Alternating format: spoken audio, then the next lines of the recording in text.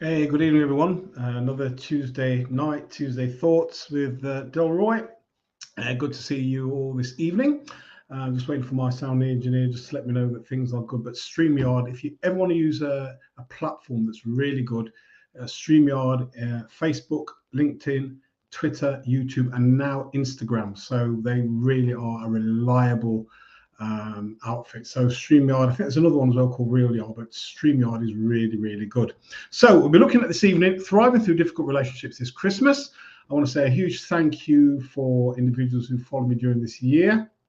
And I guess tonight, folks might be at parties and all that type of stuff because we're getting kind of close to Christmas. So let me just check that for a moment. Okay. So yeah. So I'm just waiting for sound engineer to get on and just say a quick hello, and then I am good to go. So just to say welcome to those of you who may be watching live and also watching on catch up. It's amazing. I did some stuff on betrayal 4 months ago and I'm still getting comments now 4 months on. So you do stuff, you send it out there, then you think it's gone, but people are kind of still catching up with some stuff. So really good to see you all this evening. Good evening, Sonia. I'm good to go this evening. So we're looking at thriving through difficult relationships this Christmas. I want to just share a song. Before, my name is Delroy Hall. I won't be singing the song, trained counselor, trainer, lecturer, and I just want to share a song by Chris Rea. I'm driving home for Christmas. Oh, I can't wait to see their faces. I'm driving home for Christmas, yeah. Well, I'm moving down that line, and it's been so long. I will be there. I sing this song to pass the time away, driving in my car, driving home for Christmas. But my goodness me, we know that for many people, it ain't so. Christmas is a car crash waiting to be happen. Now, of course, for some people, it's great to be with family and friends, and they have a great time. They're buzzing, and it's just great being with each other. But the reality of it is that not all families like that. As most of you will know, the Samaritans, certainly in the UK, the busiest time of the year for phone calls and so forth. Good evening, Jenny.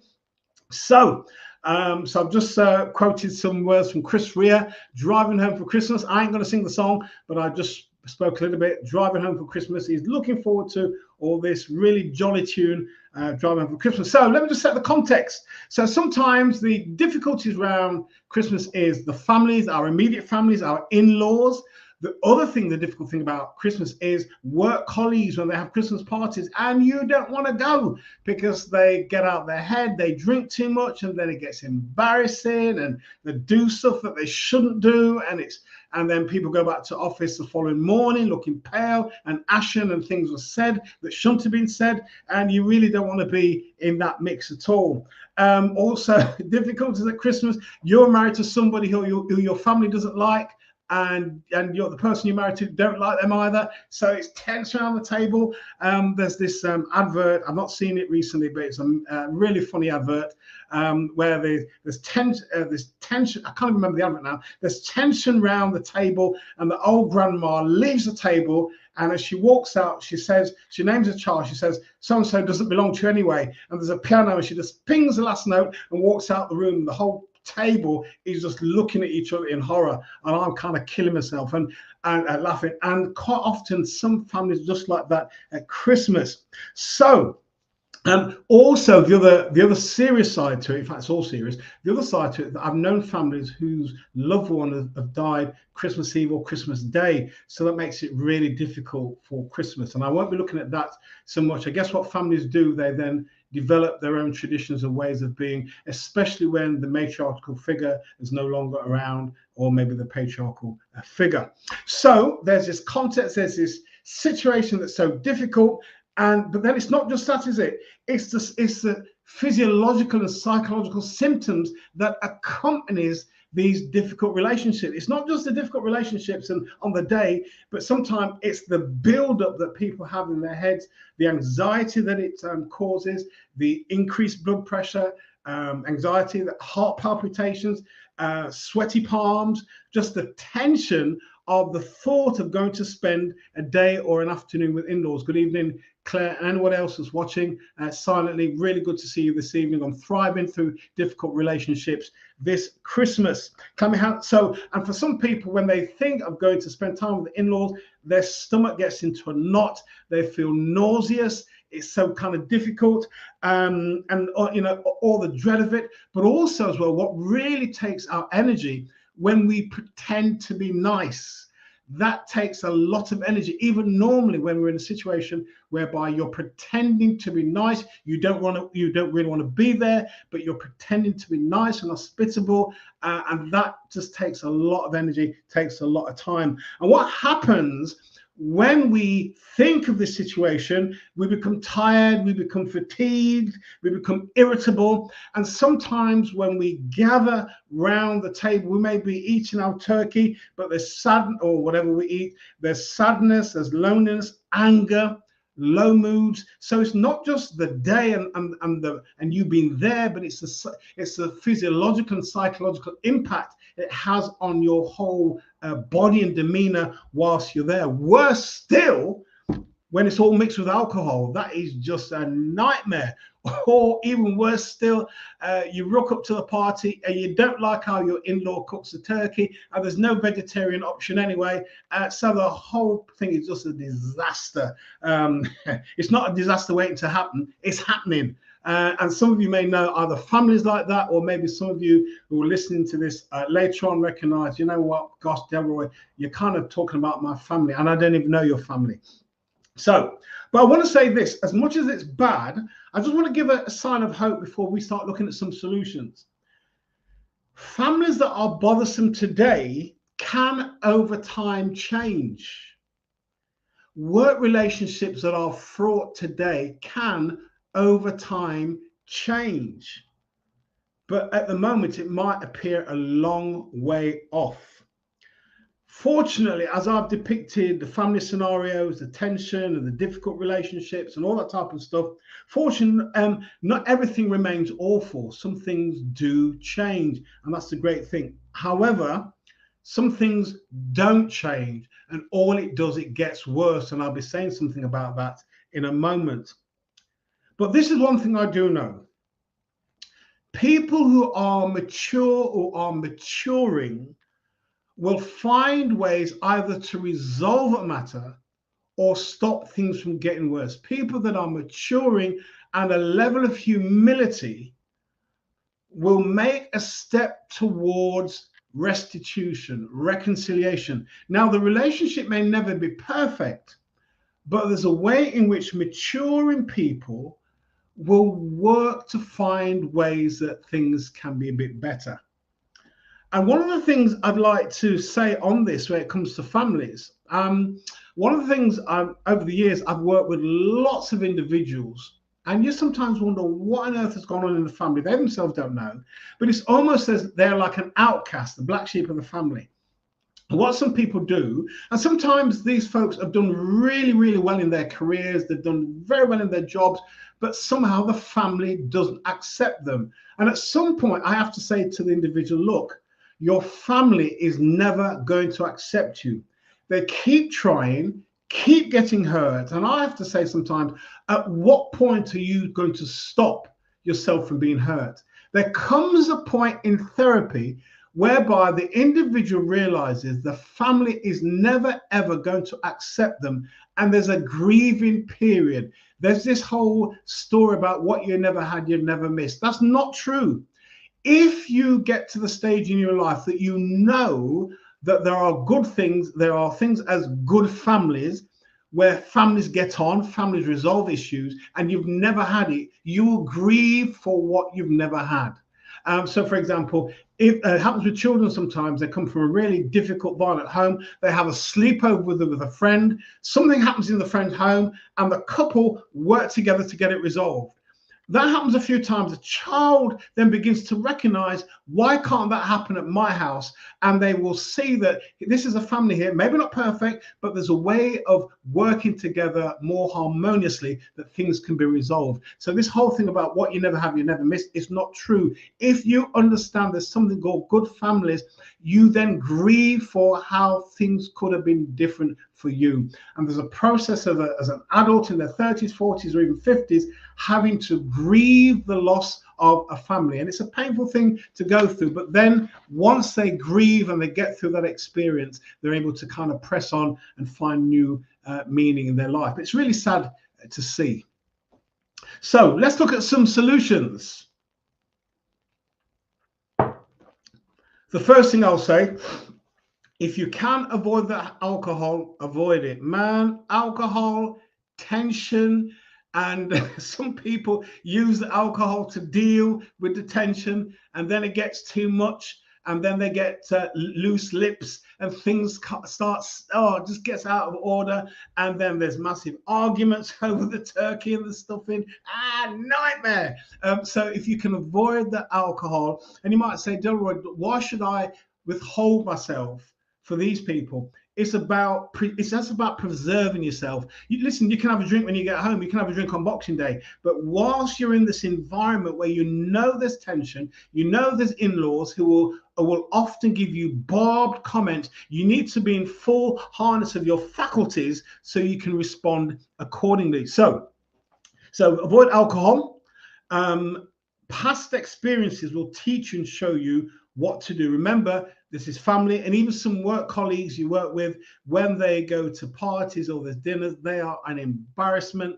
They don't just drink, they drink till they are drunk and paralytic, and they do all sorts of things, say all sorts of things, embarrass people, embarrass the boss, embarrass themselves. And so those things are kind of difficult. So avoid the alcohol where possible. I'm not saying to you don't drink, but just avoid it for these few hours. Forewarned is forearmed. Get yourself ready for unkind in-laws. Remember, their past history leaves you clues. Don't ignore the clues that present themselves. Quite often, this is one thing I've learned, quite often those unkind in-laws don't change their tactics. You must. You must lift your game, raise your game, so that you don't get caught under their barbed comments. So one of the things you might say, Delroy, is this all necessary? Yes, it is. So one of the things you might want to do before you have to go to see these in-laws and these difficult people, it could be that in terms of the build-up, you make sure that you arrive in a positive mood. And how do you do that? You make sure that you look after yourself before you go to the home. Now, remember, you might be just there for 3 or 4 hours, and you might have to be preparing yourself a couple of days beforehand. You don't want to be with them, but for the children's sake, maybe, or your partner's sake, you're going to be there with the family. So relaxing bath, get some me time, self-care, things that make you feel good, do it. So when you are entering into this, well, dare I say, this war zone or arena, you're in a place in which you can handle things really, really well. So that's kind of self-care, looking after yourself, arriving in a positive mindset. Because I know for me, if I have a positive mindset, I can handle things a lot better. But if I'm anxious, and I'm not a worrier, but if I get too anxious, and then my heart starts beating, all that type of stuff, I then don't start to think very well. Most of us, or lots of people, are like that. Meeting negative in-laws can be really difficult. And one of the things about preparing yourself, and this is what I did. I used to have meetings years ago with a particular individual. He was really, I don't know what, I never got to the end of it, but he really wanted to get into arguments. And if you get to know me, you'll only argue with me once. You ain't going to argue with me twice. And what I did to prepare myself for the meetings I had with him, and I'm not going to say what I did. I'll give you examples, but I won't use the words because they are really kind of words that I shouldn't be using. But in my head, I imagined in this meeting, he would be calling me all the names under the sun, swearing, using bad language. So I prepare myself psychologically so that if it happened, I would respond to him calmly. And you know what? Once I got that in my head, it worked every single time. He never changed his game. He didn't use bad language, but he just kind of gnawing at me and jabbing at me, trying to get me to buy. And I wouldn't. And I was very, very calm, kept him at a distance, didn't engage with him emotionally. So that's one way in which you can, if you know that people, they're barbed comments. So barbed comments might be, they're paying you a compliment, but it's a backhanded compliment.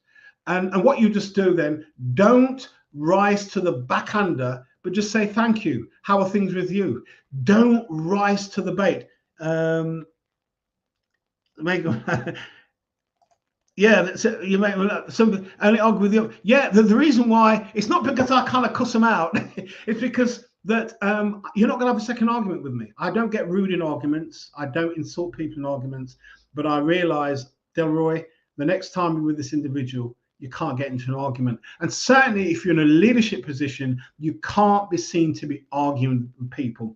Part of being a leader is setting a new role model, whether it be religion or business or community or the NHS, wherever it might be. If you're a leader, you are there to set a role model. There may be people who are vicious, they're aggressive, but as a leader, you can't be caught up. You're so nice, I can't imagine you arguing. Yeah, I'm not really I'm not somebody who argues much, to be honest. I can tell you what I think, but I won't do it when I'm angry. And that's, the people who know me, I won't say it when I'm angry. I can say it in a very nice way. I can get straight to the point. Being very, very nice, diplomatic, but you know what I'm saying. So yeah, it's not that I get I get aggressive with people or insult people. No, once I realize what's happened, I stop, and then I make sure you don't have argument number two with me. Either, if you then come at me, I will, in fact, I've worked things out in my head already, and I will keep a calm voice. What happens in terms of neuro-linguistic programming, if somebody's coming at you all over the place, if you remain calm, what happens over a period of time? You bring them down. They too remain calm. Again, I've seen this in meetings over the years which I've conducted, where people have been quite aggressive. I wouldn't even say assertive. They've been quite aggressive towards me, and I've maintained a very calm voice. Now inside, I could be raging. A calm voice. I respond to them accordingly. I don't raise my voice. And then what happens over a quite a short period of time? You bring them down. Okay, you bring them down. So there are things to be helpful. Now, also, sometimes if they're asking you stuff about your personal life, and you don't want to get into it, say, look, I'm making good progress with that, thank you. How are things with you? Don't engage with big arguments. Very short responses, very, very short responses, then put it back to them. Do not engage with them at all, because what they want is an argument. And quite often, those individuals, they want an argument in public, but they're not very good behind closed doors. That behind closed doors is where you can actually have it out with them. But quite often they want a massive argument in public. Do not give them the option or the privilege or the joy of having an argument with you in public. That's really important. Another thing that you can do, literally, a literal exercise, you know what you're going to face. So you can say, what's the worst case scenario? I'm going to do it. What's the best case scenario? This I'm going to do it. And you sit with pen and paper and you work it through. Now, one of the things about going to these environments is that if you have children, kids know things from way before we tell them. They may not be able to work things out, but they know something's not quite right. What you're doing, you're also modeling good practice, how to deal with conflict and difficult situations if you have children. So that's one of the things that's really important. I recall, I may have mentioned this maybe on one of the first times I started this broadcast. We had a house fire about 20 years ago now, it would be. And I remember we had to move out of the house. And I remember we were going somewhere. I think we had to go to B&Q, and I had my daughters in the back of the car. They were about 9 then, I think 8 or 9. And I said to them, I said, how come you guys are not nervous or anxious? And one of them said, well, you're not. They took their cue from us. It wasn't pleasant, but we were very calm about it. Everybody was safe. So then after that, you'd have to get the insurance. You have to move out because all of that downstairs. The kitchen was absolutely ruined, so we couldn't stay in the house. So kids take their cues from us. So if you're an anxious parent, anxious father, anxious mother, they can take their cues from us. Ooh, let's have a look at this. If you're really calm, absolutely. If you're really calm, consider your words and say less when you speak. Absolutely. That's the opportunity to cause the bad behaving person to reflect on their behavior and their words. And if it's in public, oh my gosh, listen, that is an amazing response. What we do quite often, let me put back up again. What we do quite often, we get caught up in the emotion, and the next thing we do, we're ragging the other person, and sometimes we're bad language and all the rest of it. But yet, if you remain calm, you have to learn it. Remain calm, consider your words, and say less. And when you speak, it's more powerful. That's the opportunity to cause a bad behaving person to reflect, and they will, on their behavior and their words, and other people around them will recognize the worth, what you bring to the situation, and then they'll also see the other individual for what they're worth. Absolutely spot on. You can learn it. Delroy, you don't know me. You're right, I don't know you, but you can learn to remain calm in difficult situations. So there's avoid the alcohol. Forewarned is forearmed. Prepare yourself psychologically how you're going to respond to individuals. Do this exercise. Do it on paper. What's the worst thing going to happen? How am I going to respond? You get yourself prepared so that when these difficult individuals make the comments, you know how to respond accordingly. I'm nearly finished. I'm going to get through this. Now, if, for example, you've been invited somewhere to in-laws, but you and your partner going through a difficult time, and that does happen, one of the things you may have to discuss is how we're going to deal with this. We need to go. We are a united front. We're going through a difficult patch at the minute. We don't need to tell them, but how are we going to be? How are we going to be with each other in front of these people? This is not about being false. This is about protecting each other. How are we going to be compassionate, empathic, and thoughtful? How we're not going to react to things. So it's about, even though we're having difficult times, let's go, let's enjoy ourselves, knowing that things between us are not brilliant at the minute. We're going to work through it, but things are kind of quite tense. Sam Owen, a coach and psychologist, says this: when you're going through a tough time at Christmas and you're invited out socially, you might agree to avoid subjects that might trigger either of you.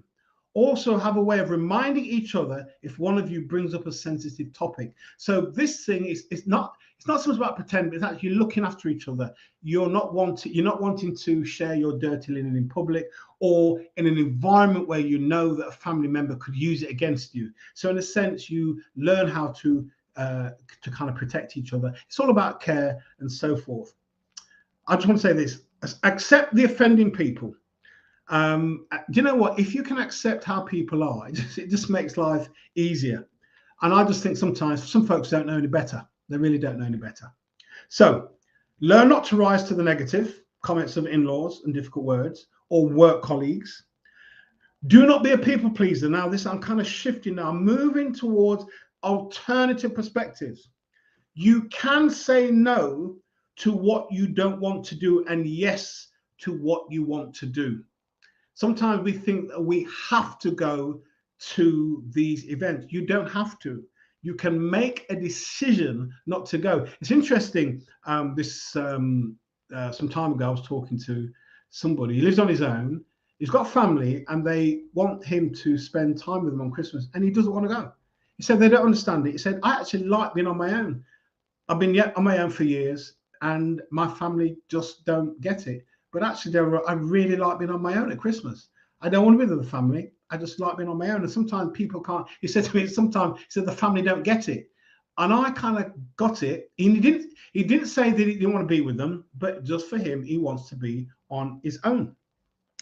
I want you to listen to the words of Ghislaine Kinoand. She wrote an excellent book called Living While Black, the essential guide to overcoming racial trauma.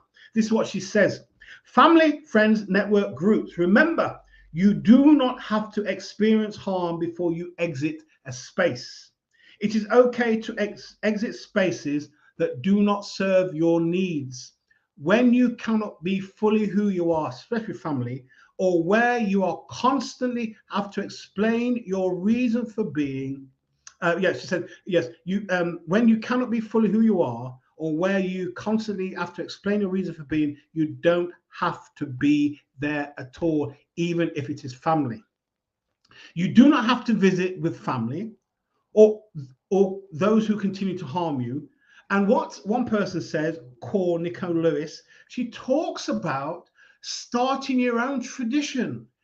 If for years you've been going to the family, in-laws, and it's getting worse and worse, if there's no shifting, it's difficult, it's a toxic situation, she says, refuse to go and start your own family tradition. There's nothing wrong with doing that. It could be, I remember, we only did it the once, but if you ask my daughters which was the best, one of the best Christmases they had, they'll tell you. We had a early morning Christmas church service, and there's quite a few single parents, usually single mothers, and we got together after the service, and we had a kind of bring and share. Somebody did the turkey, somebody did the pork, somebody did the salmon, somebody bought some rice and bought some vegetables, somebody bought some drinks, somebody bought the desserts, and we spent the day together, videos, games, and my daughters would tell you it was one of the best Christmases they ever had. You can start your own tradition. Some people's tradition is the whole family go out and they do food bank and they help other people on Christmas Day. They don't spend time with the in-laws because they know how difficult it is, but as a family they go out and they spend Christmas time serving other people, and maybe in the evening they have their Christmas dinner or Boxing Day. Start your own tradition. It's really, really important. Listen to these words by Paul Scanlon. Absolutely brilliant words. I wanted to share them with you before, as I end. He said, listen to this. In fact, let me, I'll read it first. You don't owe anyone an explanation for taking care of yourself. You are allowed to step away from toxic people and situations. You're allowed to change your mind, your job, your appearance, your church, your location, your plans and priorities. You're allowed to change friends and destructive family ties. You're allowed to move on, upgrade and reinvent, and you don't owe anyone an explanation. Though there may be those you trust to include in your thinking, but some will never understand your need to take care of yourself, especially if it means they no longer have the same place in your life. Paul Scanlon. Let me just take this and let me just stick it into the chat box. I just think it's absolutely brilliant. Let me just put it there, see whether it works. There you go. That's it. Right. Not everybody can see that, but I'll just show it. Yeah, I think if you want all of it, I might be able to send it to you. I think it's cut some words off at the end, but I just think it's brilliant, and this can happen for Christmas as well. He's just using it about something else, but he's really right. You know, you don't owe anybody an explanation. And the final thing I want to share with us is simply this: if things get really difficult at Christmas, these are just signposting individuals to places. There you go. Yeah, I can certainly, possibly, how can I send that? Yeah, I'll see if I can see if I can put the full quote on Facebook after we've finished. I just think it's brilliant. I think it's an excellent quote. He's right. You don't owe anyone an explanation. And, you know, when you think about it, Christmas is only one day of the year. It's only one day. Okay. Oh, yeah, I'll do that, Claire. Yeah, no worries. Yeah, I can do that for you. It's only one day of the year, and then shops open on Boxing Day. If you need to go, yeah, get yourself, if it's a difficult situation, forewarned is forearmed, get yourself prepared. And you may have other ways, but certainly I would say keep off the booze.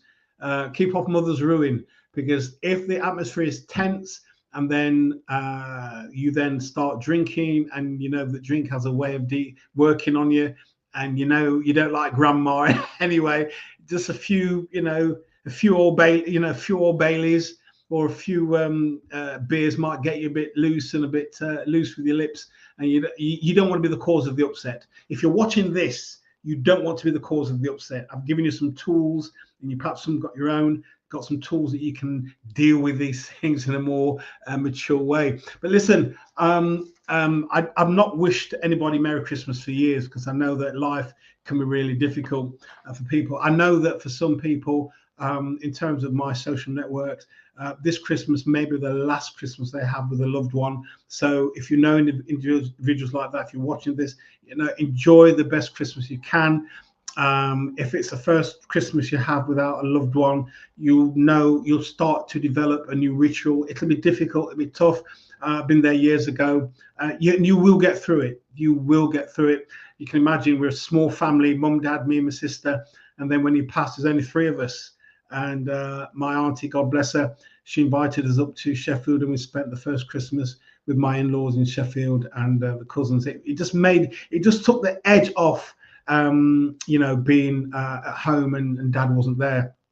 He died in October, so Christmas was literally just around the corner. So I've been there. I know what it's like. But listen, I hope you got something from this. If you have got something from this, if you know individuals who are dreading going to the in-laws, send them this on YouTube or LinkedIn or Facebook or even Twitter. Even do that. So listen, enjoy the Christmas as best you can. I will be here next Tuesday, really, really short, maybe 5-10 minutes, maybe doing a reflection on a particular quote. You know that I love them. I just love the reflections on quote. I've not done one for a while. Very short one, maybe for the end of the year, and then we'll press on and crack on to see what 2024 has for us. And as much as the world is unstable, it's volatile, it's not all of the world. And as I said to somebody, as much as the world is difficult, all the rest of it, there's still lots of good people, and there's still good things happening, and we still need to press on with moving on with life as best as we can. Wish you well. Take care, everyone. Enjoy the rest of your evening and the rest of your